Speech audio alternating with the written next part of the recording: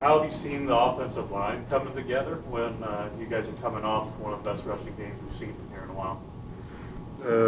To be completely honest, it's nice, seeing all the work there that we put in and seeing us, come together and like I didn't even know how many yards we rushed for until we were stuck on the bus, and I was like, what we did what? It's always exciting hearing that kind of stuff. Just what goes into that success? What was it this week? Just knowing that we beat them last year and then knocked them out of the playoffs, and then knowing that we're gonna have to bring it in order to win this game. It was gonna come down to us, and that's what it ended up being. Eric, on the offensive line, obviously the first couple of weeks of the season, you were missing. There was more than a couple of guys on the offensive line missing. But over the course of this 6-game winning streak, it seems like at times you guys can make changes and make adjustments and rotations on the offensive line, kind of like the defensive line does. Even saw, did you play guard a little bit in the last couple of games? I did. Oh, yeah, the last home game. Mm-hmm. What'd you think of that? Yeah, it was something that I wasn't, brand new to, but it's something that I needed to do a little more work on with, and I wouldn't be surprised if I didn't play more of it later on down the season. With injuries on the offensive line being what they are for every team, being versatile is something that's good for an offensive lineman, right? Yes, it's very, very good. We're fortunate enough to have guys that we can plug and play and put where we need to get the job done. You talk about what it's like when you're seeing your tailbacks down the field after you make your blocks and they're picking up all those yards.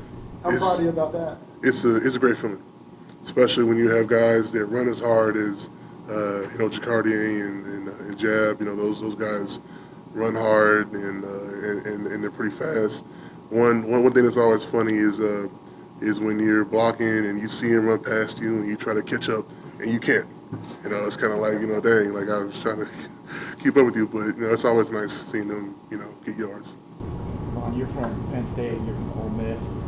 How do you kind of like being in a smaller school, where you guys kind of just fought with, not the facilities you had when you first came out of high school, but you learned to love it and kind of just can't think of the role that you had. You guys both kind of answer that. Well, at least for me, it feels more personal here. It feels more like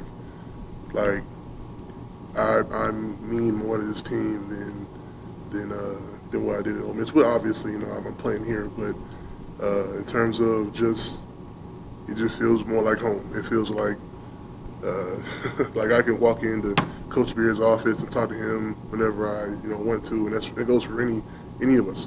Any of us do that. And at Ole Miss, Coach Kiffin, you had to make an appointment if you wanted to talk to him.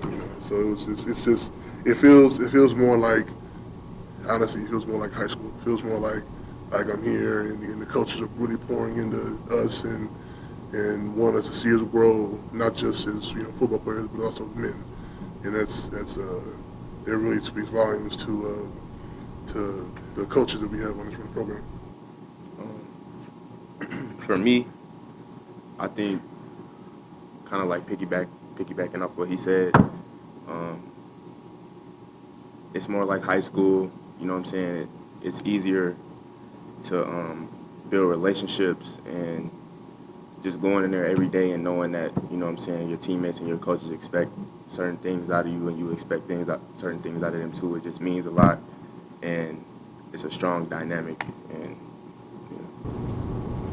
From both of you guys, 6 straight wins now. How are you guys avoiding being complacent? I'd say it's Tuesday and Wednesday and Thursday, like practice days, just reps and doing the same thing over again and consistency. And I think that's really the biggest thing and the biggest way you can go on and up. You can get bored by that, though. So how do you avoid just doing the same thing, just keeping that same mindset? In the moment, things could probably seem boring or seem like, it's repetitive. But when you got a group of guys around you who want the same thing as you and who are working for the same thing, it creates an energy that everybody can feed off of. How have you gone back and watched the defensive line's performance? It's a good Northern Iowa offensive line that had success. Just what do you think you guys need to do differently this week to improve?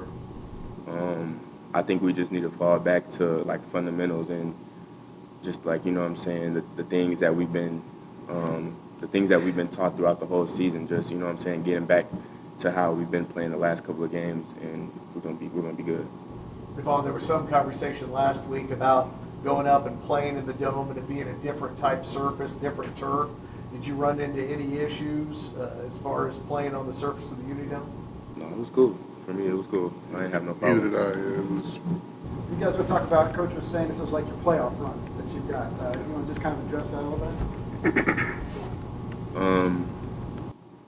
Well, we all know that we're not going to the playoffs, but these next, you know what I'm saying, these next couple of games, we know what we got to do and we know what we're playing for, and you know what I'm saying, everybody has that mindset, so it's contagious. I mean, the way I see it is every single game that we win puts us closer and closer to being the number one team in our division. And number one team in our division speaks volumes for our league as a whole. Because usually whoever is the top two, top one, top two in this conference, and we're going all the way and winning. So even though we can't go, that's kind of our, you know, it's kind of to us, that's like, you know, we won it all, pretty much.